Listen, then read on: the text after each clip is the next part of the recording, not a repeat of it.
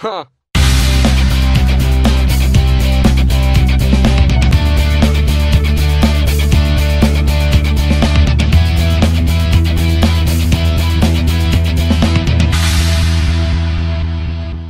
Hey guys, it's Dane at Jonah Guitars, and I got a brand new build series I'm going to start uploading.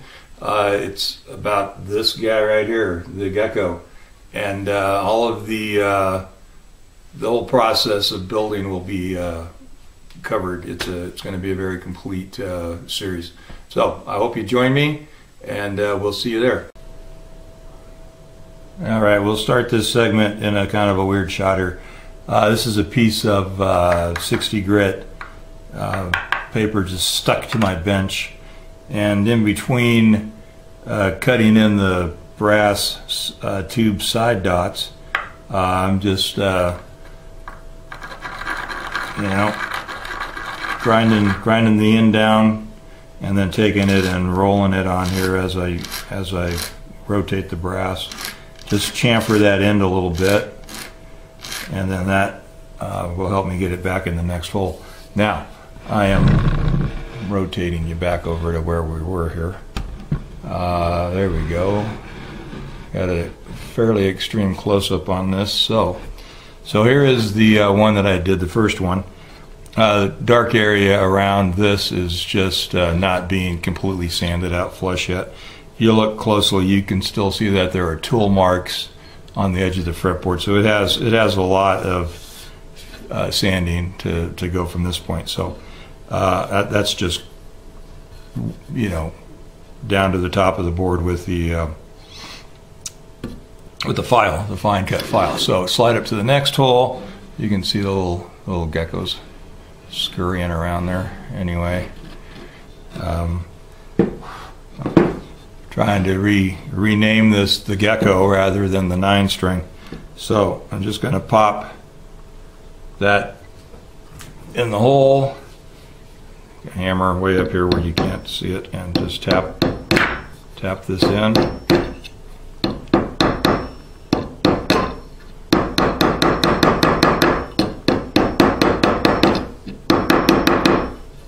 Okay, saw before the depth of these holes are, I'll bring my drill over that I drilled them with if I can get it into the camera. Here it is. That looks huge, of course, in the camera, but it's actually, I would say, just guessing, we're looking at 3/16 to 1/4 of an inch deep. And then I have a really big hammer. I don't need to be hitting it with this big of a hammer. I say that it's only like 16 ounce. My finish hammer. And then put my my little whip tip thing here on the end of the glue bottle, and I have to carve the end of that bottle down every so often because it gets gunky and won't accept the tip, but it is okay so far. So I'm just going to take and run a little bit of glue there. This is the water thin super glue. So just run that around there, let it soak in. Usually come back in and just dab up the excess with a paper towel, and then see if I can lay this down. Okay, where is it? There it is. And then this is what this Dremel has been reduced to being a little cutoff tool at this point, because if you recall, when I was doing inlay, I had to get rid of this and go to a new one.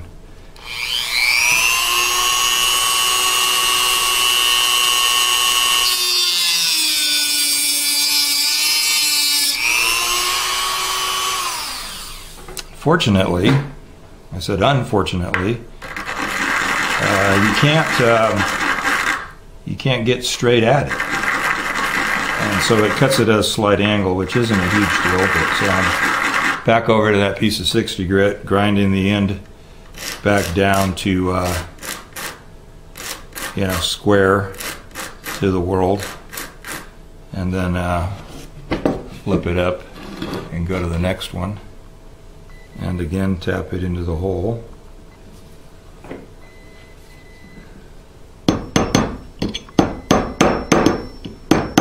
I'm getting so much bounce out of the tube here that it's hard to tell when I hit bottom. Okay, that feels good. Bring it out, bounced out of screen here a little bit. Do this again. Just put a glue around there so it'll wick down. Suck up the excess.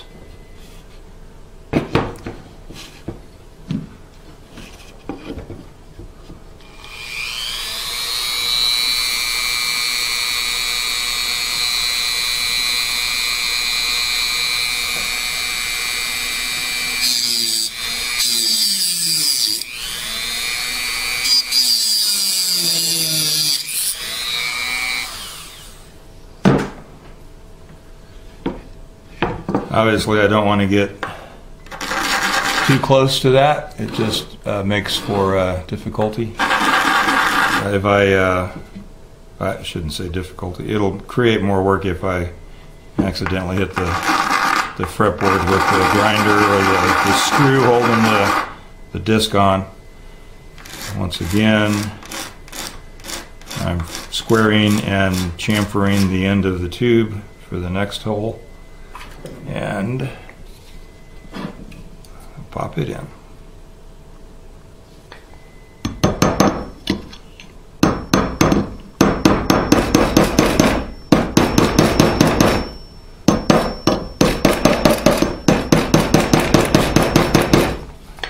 All right. Glue.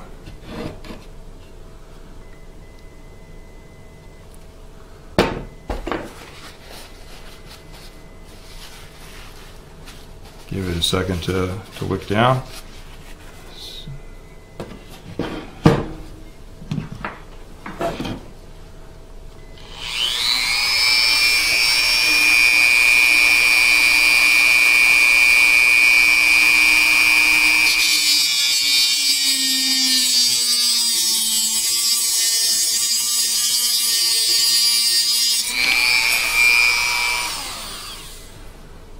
Okay, I dropped my tube there. Alright, square up.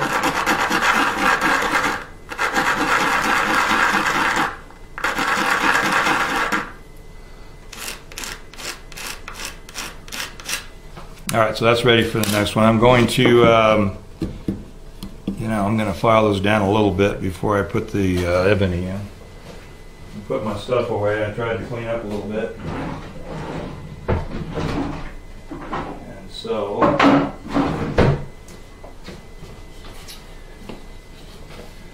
this is my double cut. Now let's see here. So we'll get the general idea. We'll just roll over all three of these.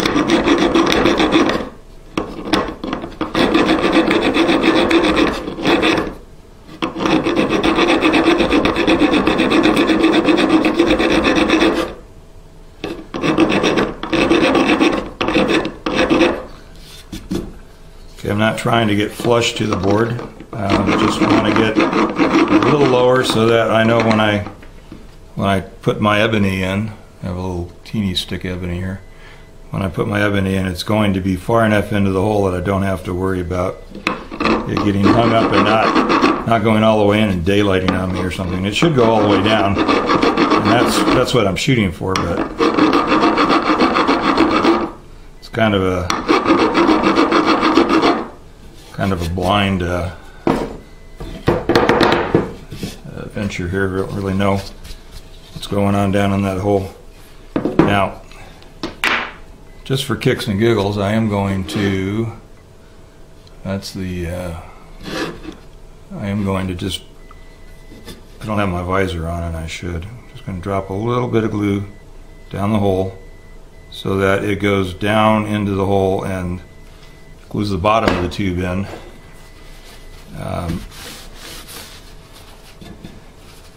I'm going to take a toothpick and my paper towel and push that down in there a little bit so that I can wick anything that's not going all the way down into that.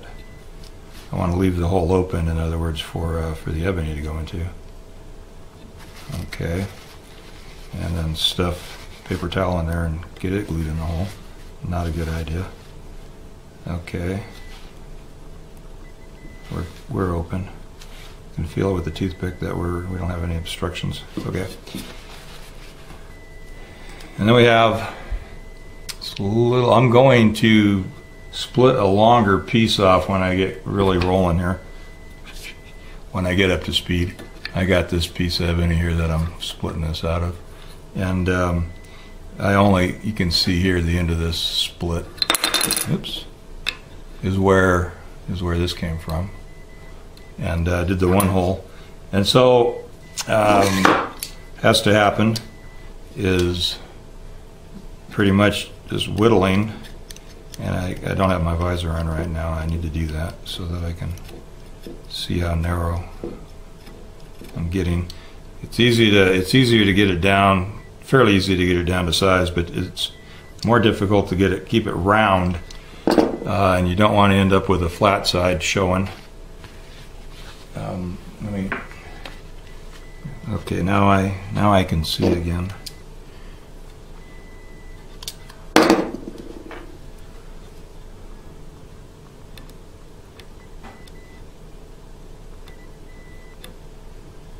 Alrighty, so I'm still a little on the big side here. I'm going to do it right on top of this so you can see it. So I carved like you would normally carve with a knife, you know, edge of the blade into the, this way so you can shave. But I'm close enough that that I want to remain round, so I'm just using it basically like a scraper right now, and I'm rotating this piece as I go, trying to keep it pretty round. I don't want to end up with, like I said, flat spots.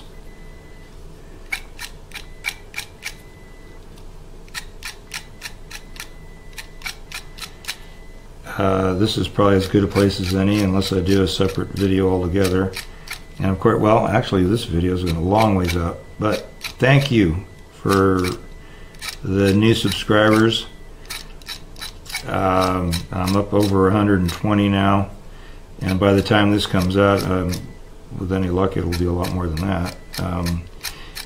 And I'm not making money off of this, so the amount of subscribers isn't a huge deal. It's just kind of a confirmation that I'm doing something right, either in the content or in the production. I'm positive I'm not really doing anything right in the production of these videos. That's kind of a hobby I didn't really aspire toward. Just part of the process necessary, I guess, to get your content out where people can see what you're doing.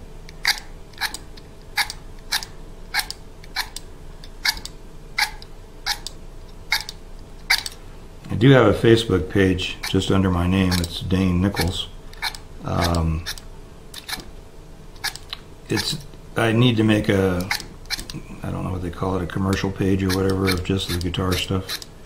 I don't do a lot of posting on Facebook, and so if you try to contact me through Facebook, it might take a while before I actually notice. I don't really spend any time over there. Another reason why I should probably make a commercial page.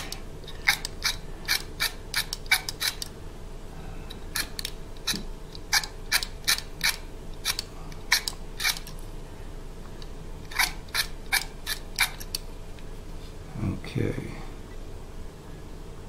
still a little bit on the large side.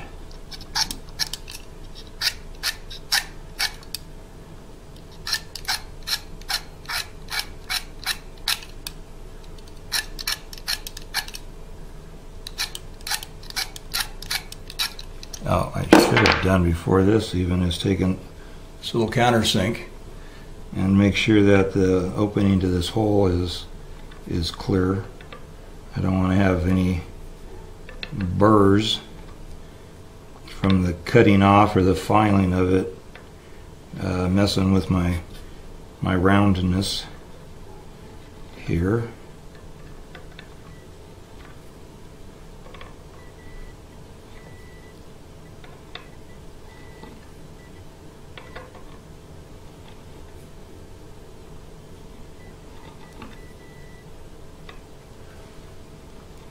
Now, I just realized that you're looking at a blank screen, which is always fun. And then one more down.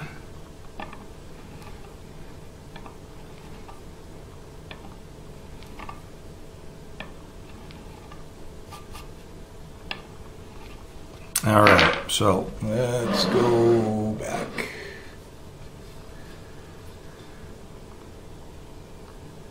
Yeah, still want to roll that down a little bit.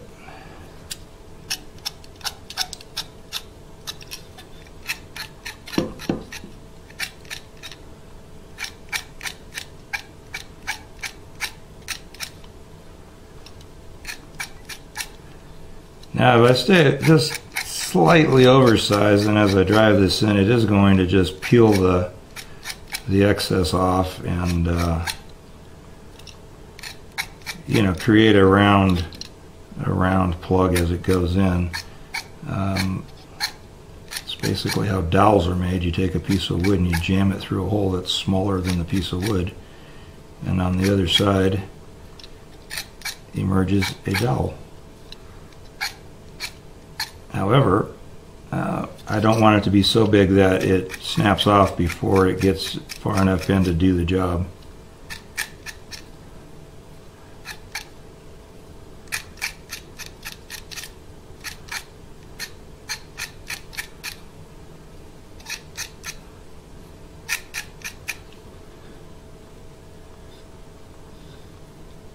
I think that is going to work, so let's go ahead and tap that in. It's definitely tapping all the way in. And I'll grab a little saw.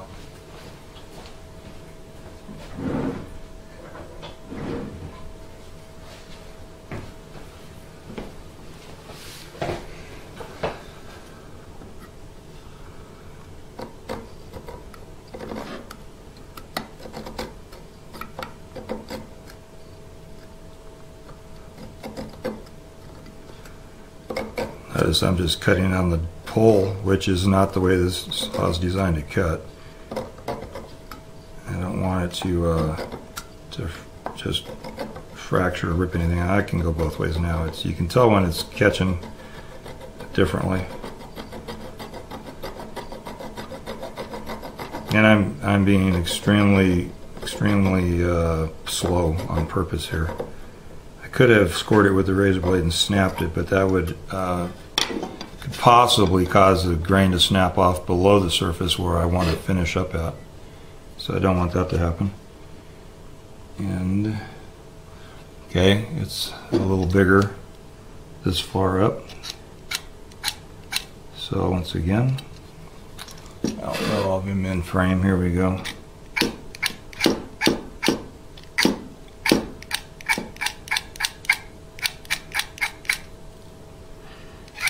And I split this and then split it again, and like I explained in a previous video, the Washburn video about splitting billets, you split the wood so that it follows the grain, and then you keep following that grain line, and what happens, and you don't have slash grain. So this is not that it needs to be strong in this particular application, except that I want it to stay together as I'm pounding it in, and if there was slash grain in this pin, it would be wanting to shear off sideways as I drive it in. And this way I know it's going to go straight in. And that one popped in quite a ways. Pretty good though.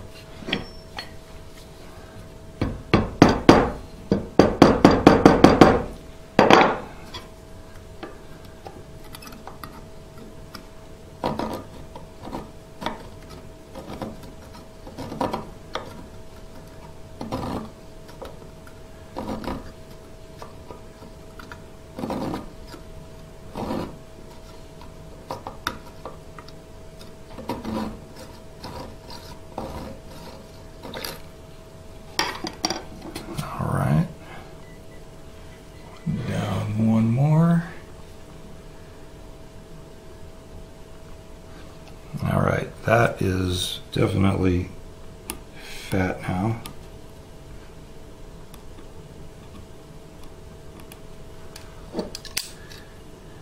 So at this point I am flipping the thing around and carving back toward myself to get some larger pieces of wood out of the way. I don't know if you can see that or not. It's one of those things where I'm looking, see what I'm doing.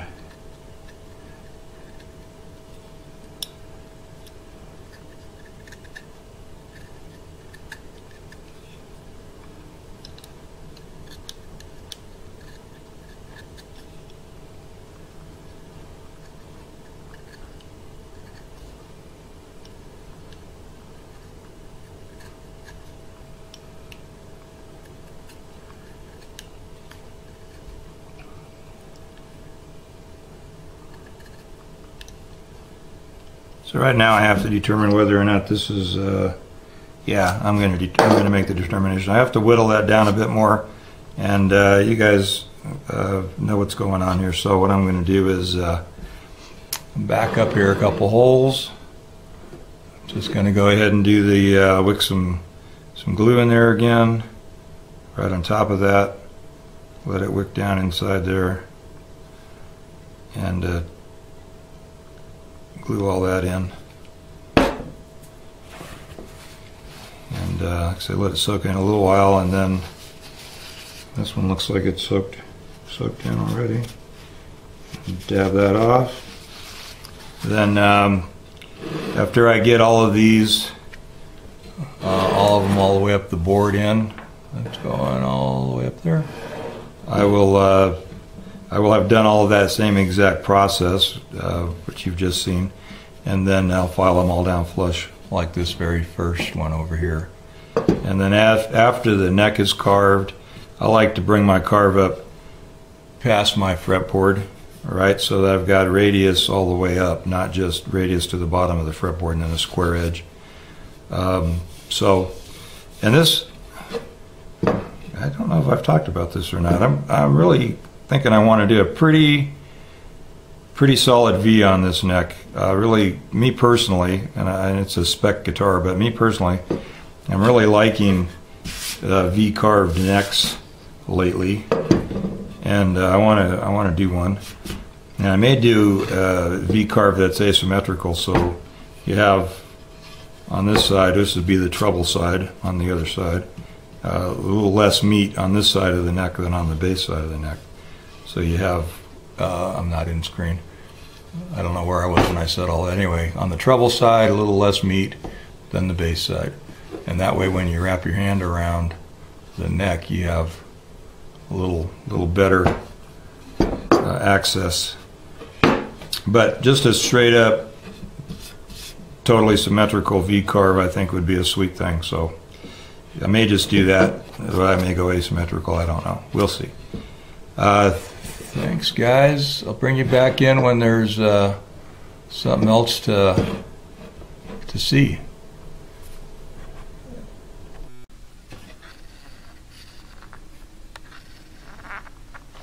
All right, so see if I can make you sick. These are the side dots. They're all in. They've all been sanded or filed flush with the board, and then sanded. And if you look close now, you can see that most of the tooling marks are out of the edge of the fretboard. So these are down pretty close to where they'll be. They will get sanded a lot more before it's all over. Let me see which way's out here. There we go. So one of the reasons I thought that the brass would be nice is because I'm using the Evo fret wire on this, and you can see it's very gold looking.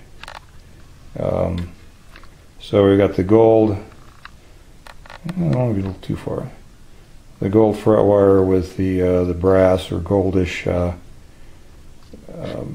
side dots, so that those will kind of go nicely together. I'm using a black bridge that has brass saddles, and I'll be using black tuners as well. So I think the goldish brass-ish looking color will go nicely against the black, and then also against everything else that's going on here with the little geckos and the Bolivian rosewood. So the only thing that's glaringly out of place here, and I couldn't find one, or I can't say I really looked for one actually, is the chrome or nickel plated spoke wheel on the truss rod. But hopefully it'll be far enough down